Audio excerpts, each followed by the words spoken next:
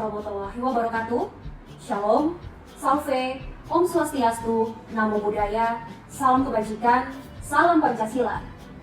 Perkenalkan, saya Katarina Edeltrudis Pradakorohama, SPD, MPD, merupakan dosen pada program studi bimbingan konseling Fakultas Keguruan Ilmu Pendidikan Universitas Nusa Cendana.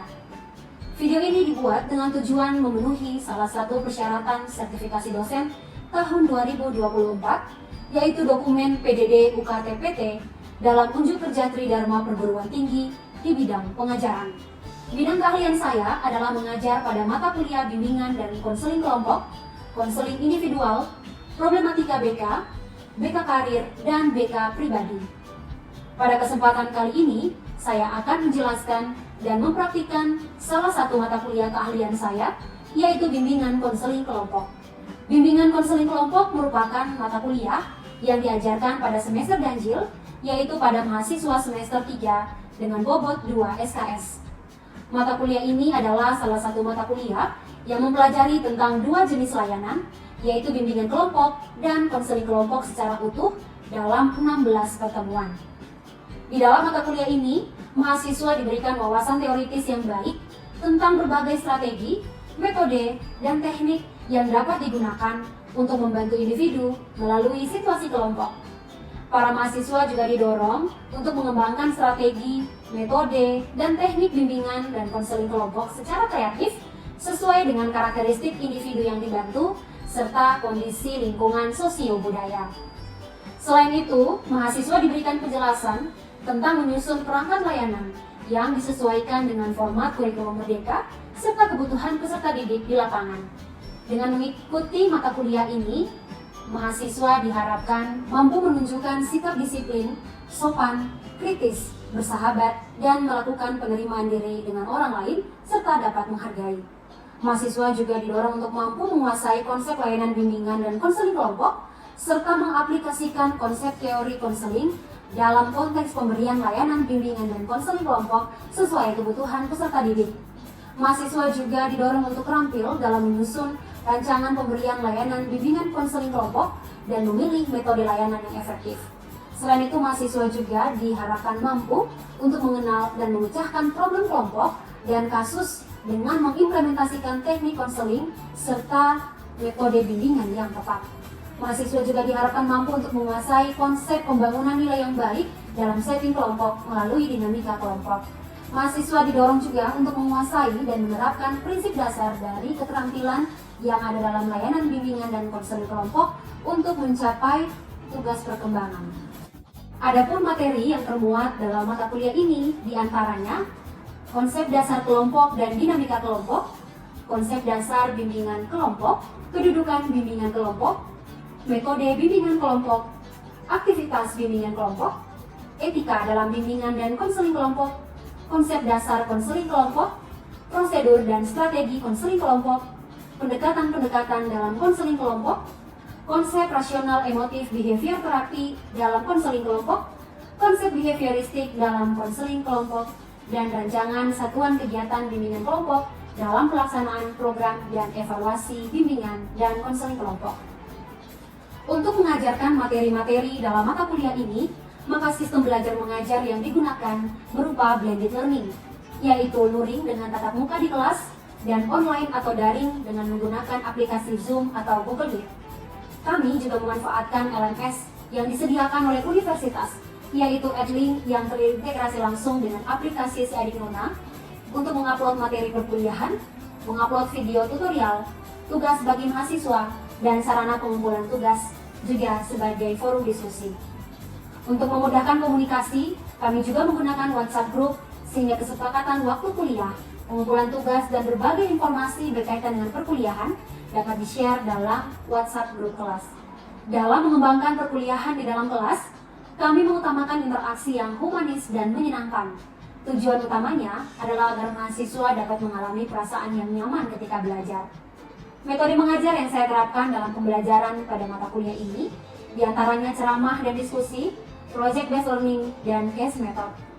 Dalam mendukung metode mengajar ini, saya menggunakan buku, jurnal, dan video sebagai referensi. Metode pembelajaran ini dipakai untuk mendukung pencapaian tujuan mata kuliah dengan cara yang mampu meningkatkan proses berpikir yang kritis. Adapun sistem penilaian yang saya gunakan dalam mata kuliah ini telah disepakati di awal pembelajaran berlangsung. Bobotnya yaitu 15% untuk nilai tugas, 25% untuk nilai perilaku, 30% untuk nilai ujian tengah semester, dan 30% untuk nilai UAS. Demikian perkenalan singkat saya, dan mari kita saksikan bersama video pembelajaran saya untuk mata kuliah bimbingan konseling kelompok. Selamat pagi semuanya. Selamat pagi. Sekali lagi selamat pagi. Selamat pagi. Bagaimana kabar kalian hari ini? Baik. Sehat ya? Sudah makan tadi dari rumah? Baiklah kalau begitu. Baik, hari ini kita akan melanjutkan perkuliahan dengan mata kuliah bimbingan konseling kelompok. Namun sebelum kita memulai perkuliahan hari ini, kita mengawalinya dulu dengan doa. Silakan saya minta kepada Desi untuk memimpin kita dalam doa. Baik, teman-teman dan juga ibu dosen, sebelum kita mulai kegiatan kita hari ini, mari kita menghadap Tuhan dan doa. Kita berdoa. Tuhan Yesus yang baik, terima kasih banyak Tuhan untuk kesempatan yang diberikan kepada kami, sehingga hari ini kami boleh berkumpul di kampus untuk kami melakukan kegiatan dalam hari ini Tuhan. Sebelum kami mulainya Tuhan, kami mohon hikmat daripada-Mu, sehingga seluruh rangkaian kegiatan ini Tuhan, dan boleh mulainya dengan baik dan juga boleh mengakhirinya juga dengan baik Tuhan. Oleh karena itu, kami mohon penyertaan-Mu, sehingga kegiatan ini Tuhan boleh terselesaikan dengan hasil yang bermanfaat Tuhan. Jadi doa yang permohonan kami hanya dalam Tuhan Yesus, dalam berdoa kepada surga. Amin. Terima kasih kepada Desi yang sudah memimpin kita di dalam doa pada pagi ini. Baik, sebelum kita memulai kegiatan, saya akan absensi dulu ya, untuk mengecek kehadiran adik-adik di hari ini. Dianawati Hule, Hadir Ibu. Teresia Ria, Hadir Ibu. Koi Darmuis, Preste Firanda Dadi, Hadir Ibu. Martin Kale, Valentinus Jogorepi, Desi Rajatude, Hadir Ibu. Asti Helalaga, Rika Jaji, Hadir Ibu. Helena Manek. Oke, hari ini hadir semua ya. Ya, Ibu senang sekali hari ini kalian hadir semua, artinya sehat. Karena sekarang sudah masuk musim penghujan di Kota Kupang, jadi kalian harus tetap hati-hati. Biasanya kalau hujan-hujan itu susah membedakan antara kenangan dan genangan. Oke, sebelumnya saya ingin mengajak adik-adik untuk melakukan ice breaking sehingga lebih semangat lagi. Boleh saya minta kalian berdiri? Boleh. Oke, baik. Kalian perhatikan instruksi saya ya. Saya hanya menginstruksikan kalimat tepuk satu. Kalau saya bilang tepuk satu, maka adik-adik menaruhkan tangan kanan di telinga kiri dan tangan kiri menyentuh hidung. Bisa? Bisa. Coba ya, tepuk satu. Nanti kalau saya bilang yang kedua kali lagi tepuk dua, maka berganti tangannya. Tangan kiri memegang telinga kanan, tangan kanan memegang hidung. Gitu ya. Oke, tepuk satu. Tepuk dua. Tepuk dua. Tepuk dua. Tepuk satu. Tepuk dua. Tepuk satu. Tepuk dua. Tepuk satu. Tepuk dua. Oke. Baik, rasanya sudah baik. Sekarang berpasangan dulu. Berpasangan ini kalau saya bilang tepuk satu maka memegang hidung masing-masing ya. Tapi kalau saya bilang tepuk dua maka harus memegang hidung temannya. Ya, paham? Baik. Kita mulai ya. Tepuk dua. Tepuk dua. Tepuk dua. Kamu tangannya kemana? Tepuk dua, betul. Tepuk satu. Oke, kita berikan tepuk tangan.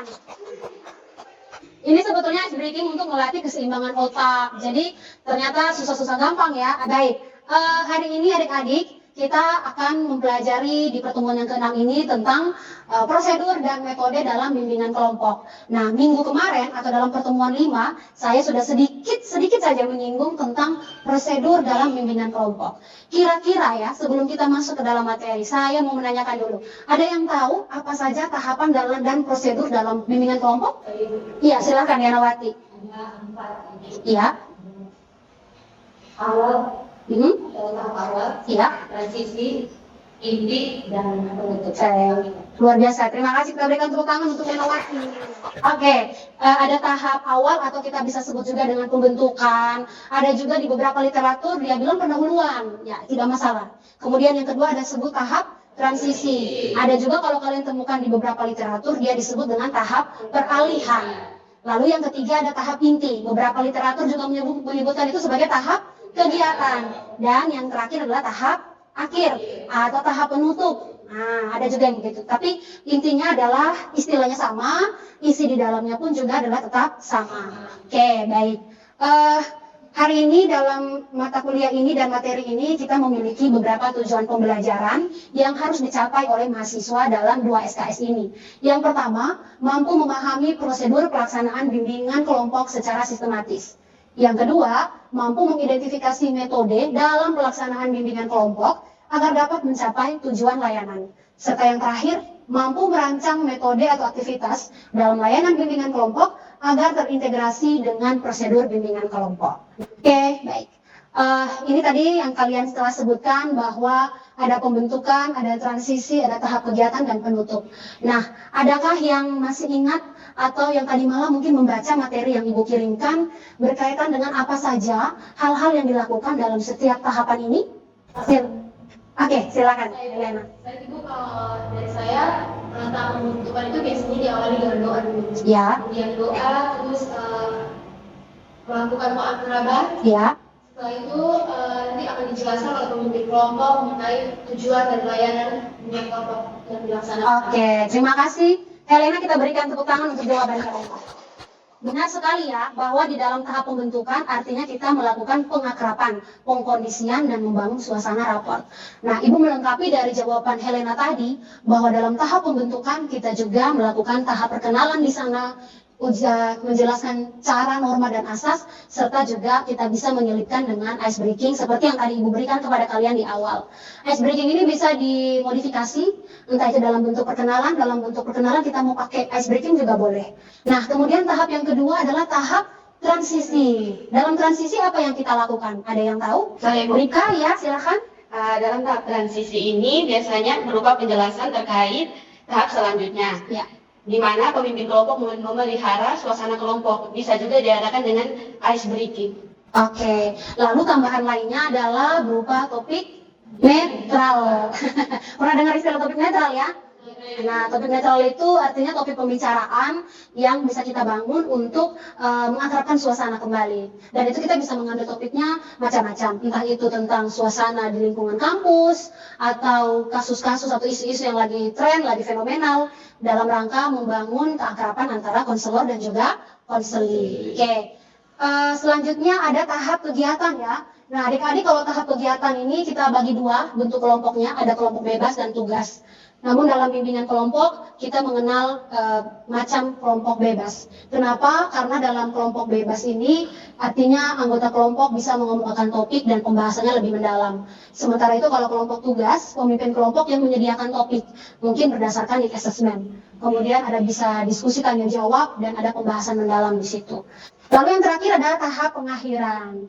Tahap pengakhiran di sini ada terminasi, simpulan, dan sebagainya ya. Harapan, refleksi pun juga ada di situ, sehingga dalam tahap pengakhiran ini juga dipandang penting sekali untuk kita bisa melihat bagaimana konseli-konseli di dalam layanan itu tuh mereka paham dengan materi kita. Sejauh mana mereka memiliki rencana tindak lanjut dari materi tadi untuk pengembangan diri mereka.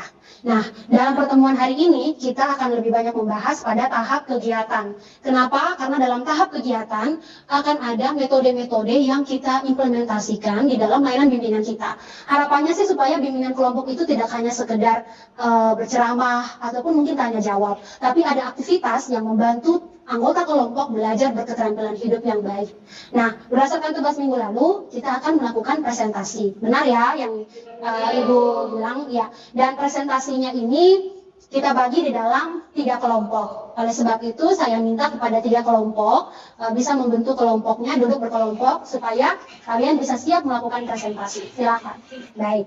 Sesuai dengan instruksi minggu lalu bahwa masing-masing kelompok akan mempresentasikan satu metode atau satu aktivitas yang sudah ditentukan. Dan metode ini diharapkan dapat diimplementasikan dalam layanan bimbingan kelompok. Mudah-mudahan sebentar ada contoh juga ya yang adik-adik akan berikan kepada kami. Apakah sudah disiapkan? Sudah. Luar biasa. Berarti kalian memprepare dengan baik ya untuk tugas hari ini. Baiklah kalau begitu, untuk tidak berpanjang kata lagi, saya lanjutkan presentasi untuk kelompok 1 ya. Ya, kelompok 1 silahkan boleh mempresentasikan hasilnya, boleh berdiri di tempat duduk saja. Oke, baik Ibu, terima kasih untuk waktu dan kesempatan. Di sini kami dari kelompok 1 akan mempresentasikan metode dalam bimbingan kelompok, yaitu metode sosiodrama.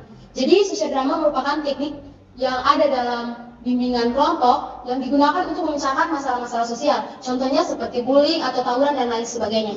Kemudian dalam teknik sosiodrama juga diharapkan siswa bisa bukan hanya menampilkan drama yang baik, tetapi dia bisa menghayati peran yang dia dari dirinya sendiri ataupun yang dia perankan.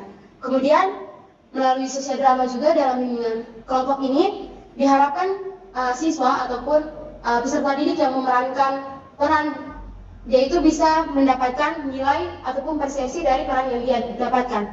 Kemudian dia juga bisa dari peran yang dia mainkan, dia bisa mengetahui bahwa inti dari permasalahan yang sedang dia perankan itu seperti apa. Kemudian yang berikutnya ada kelebihan dari sosiodrama, di mana kelebihannya itu bisa membantu peserta didik untuk berperan aktif dalam mendramatisasi suatu permasalahan.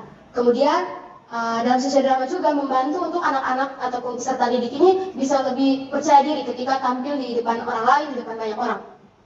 Kemudian yang berikutnya, dia juga, dalam sosiodrama juga bisa membantu untuk membangun suasana kelas. Jadi suasana kelasnya itu tidak hanya monoton saja, tetapi bisa karena peserta didik bisa tertarik untuk mengikuti ataupun melihat dari penampilan sosiodrama.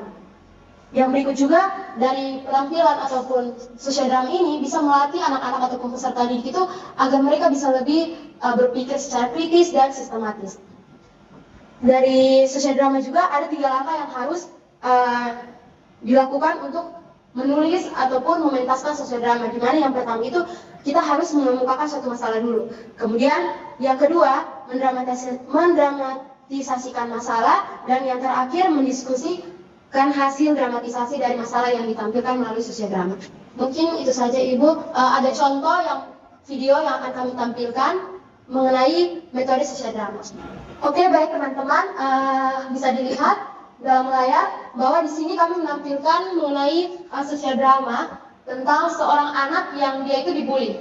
Nah, seorang anak ini dia merupakan anak broken home, di mana orang tuanya itu sering bertengkar di rumah dan kemudian dia mengalami bullying di sekolah.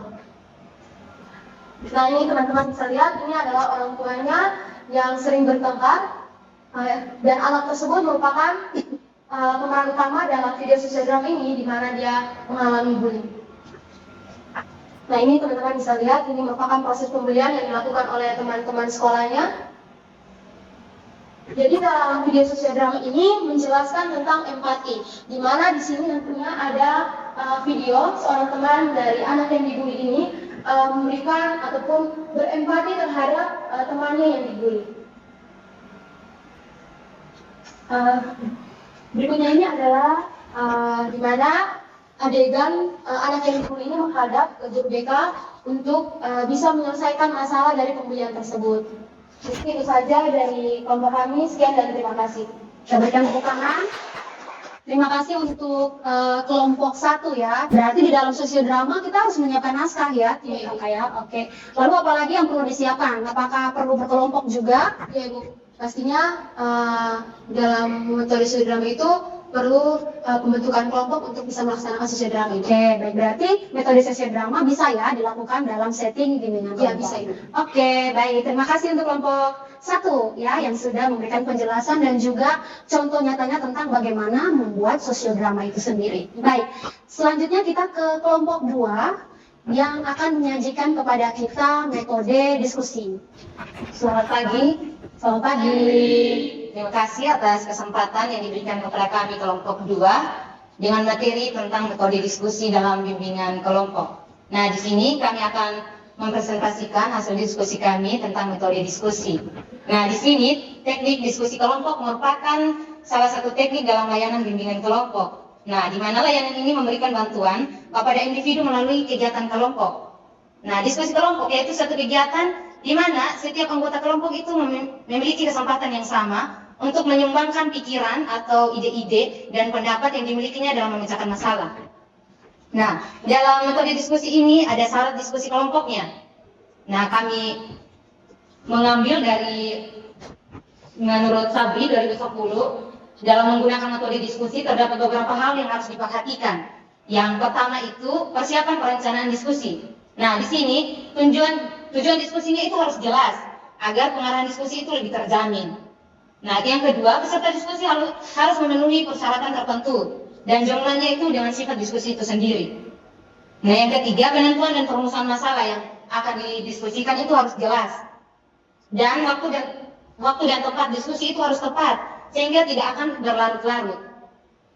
Nah, yang kedua, saat diskusi kelompok itu ada pelaksanaan diskusi. Nah, dalam pelaksanaan diskusi itu harus membuat struktur kelompok. Ada pemimpinnya atau ketua kelompoknya. Kemudian ada sekretarisnya. Kemudian ada anggota di dalam kelompok itu. Dan membagi-bagi tugas di dalam diskusi.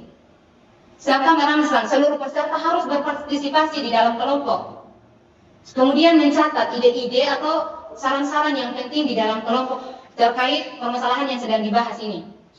Dan menghargai setiap pendapat yang diajukan oleh peserta anggota di dalam kelompok dan harus menciptakan situasi yang menyenangkan di dalam diskusi kelompok tersebut.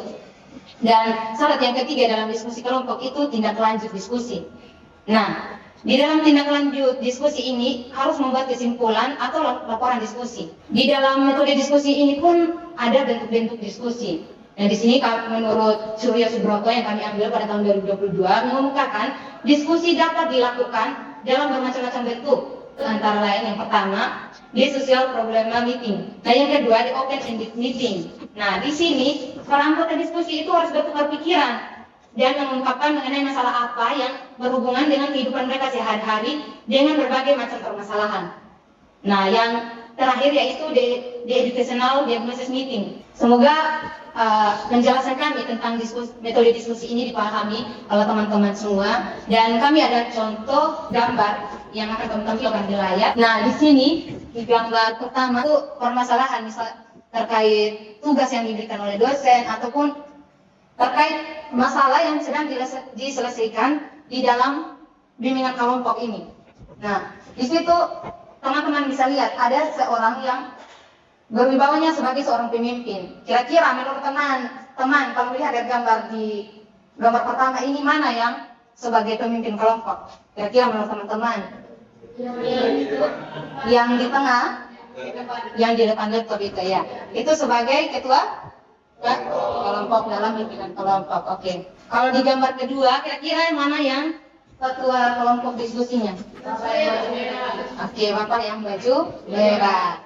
Ini merupakan contoh gambar-gambar dari metode diskusi. Oke, sekian pemaparan materi yang kami presentasikan dari kelompok 2. Terima kasih. Kita berikan tepuk tangan buat kelompok 2. Berarti kalau proses diskusi itu tidak sembarangan ya. Ada metode-metode dan syarat-syaratnya ternyata ya.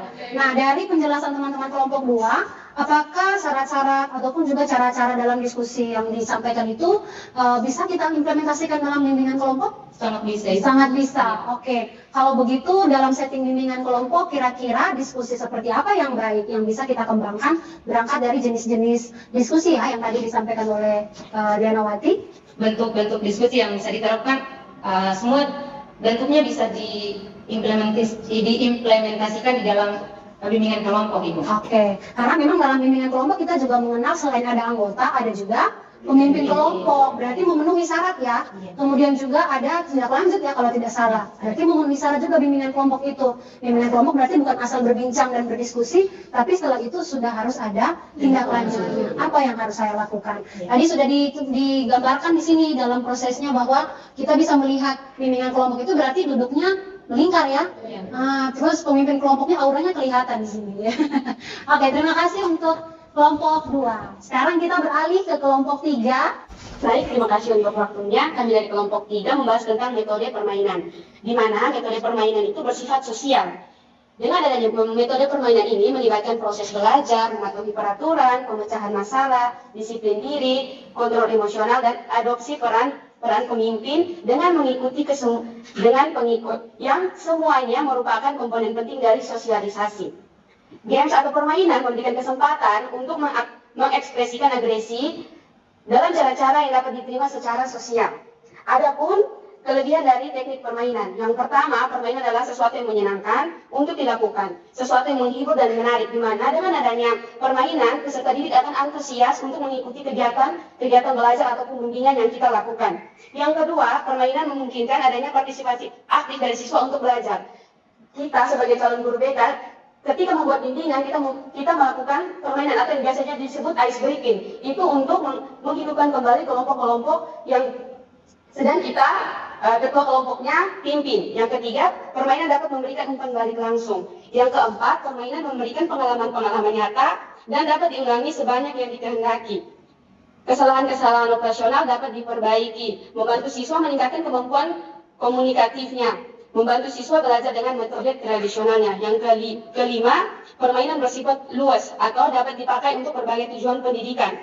Yang keenam, bermain dengan mudah, dibuat dan diperbanyak. Nah, adapun jenis-jenis permainan. Kepada teman saya persilahkan. Baik teman-teman, selanjutnya terkait jenis permainan. Di sini ada contoh video. Yang pertama itu ada permainan mengurai tali. Nah, jadi teman-teman, permainan mengurai tali ini digunakan untuk melatih dalam problem solving atau pemecahan masalah. Nah, bisa teman-teman perhatikan tali yang sebelumnya terikat dari dua pihak akan diusahakan untuk dilepaskan dan dilanjutkan ke pihak selanjutnya untuk menyelesaikan permainan tersebut. Nah, selanjutnya itu ada permainan si buta. Nah, bisa teman-teman saksikan bahwa dalam permainan si buta ini terdiri atas beberapa orang yang ditutup matanya dan diarahkan oleh satu orang mewakili dari masing-masing kelompok. Nah, permainan ini digunakan untuk melatih kepercayaan dari masing-masing anggota dalam kelompok permainan tersebut. Nah, terakhir ada permainan kata berantai. Dalam permainan kata berantai ini digunakan untuk melatih komunikasi dari masing-masing anggota kelompok. Dari anggota paling belakang akan menyampaikan sebuah kata yang dimana kata tersebut akan disampaikan ke orang berikutnya sampai ke orang pertama dan kata tersebut harus sama sehingga dinyatakan menang. Nah, dari sini kita bisa lihat bahwa komunikasi dari masing-masing anggota dalam kelompok tersebut bisa berjalan dengan lancar dan baik. Oke, sekian presentasi dari kelompok kami. Atas perhatiannya, terima kasih. Terima kasih untuk kelompok 3. Berarti ada juga nih salah satu metode yang menyenangkan yang bisa guru BK lakukan di dalam pelaksanaan bimbingan kelompok. Nah, kalau game-game lain yang kita bisa adopsi dari game-game lokal, bisa tidak kira-kira kita lakukan dalam setting bimbingan kelompok? Bisa ya, karena sekarang juga lagi ada pengembangan tentang budaya dan potensi lokal di dalam pembelajaran. Oke, kalau di Kota Kupang sendiri kita kenal banyak permainan ya. Ada Sikidoka, tahu ya?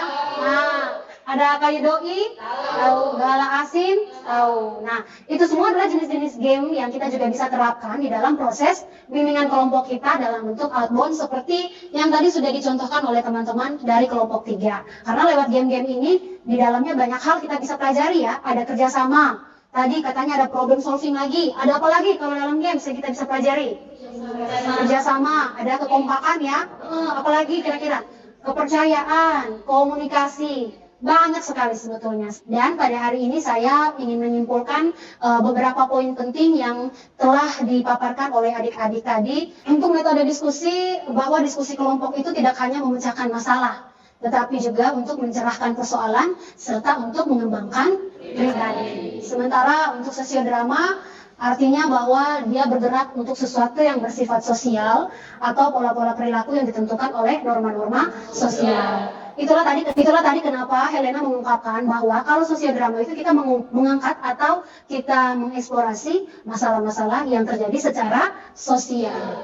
Sementara itu yang terakhir tadi game, yaitu permainan yang dapat disebut sebagai alat untuk mengembangkan pengenalan terhadap lingkungan. Oke, sampai di sini. Mungkin ada yang ingin bertanya, baik itu kepada saya maupun juga kelompok per kelompok. Silahkan saya kasih kesempatan. Tadi beberapa metode-metode yang sudah saya jelaskan dan juga teman-teman presentasikan cukup jelas ya di dalam ingatan kita. Nah, semoga materi hari ini itu memberikan pemahaman kepada kalian bagaimana nanti merancang layanan bimbingan kelompok. Karena di pertemuan minggu berikutnya kita akan melangkah kepada perancangan layanan bimbingan kelompok. Oke, kalau begitu saya ucapkan terima kasih untuk pertemuan di hari ini. Semoga materi ini bermanfaat dan jangan lupa juga untuk mempersiapkan diri guna mengikuti pertemuan minggu berikut yang juga merupakan keberlanjutan dari pertemuan di hari ini. Terima kasih untuk kehadiran kita semuanya. Kita ketemu lagi ya di pertemuan minggu berikutnya. Selamat pagi.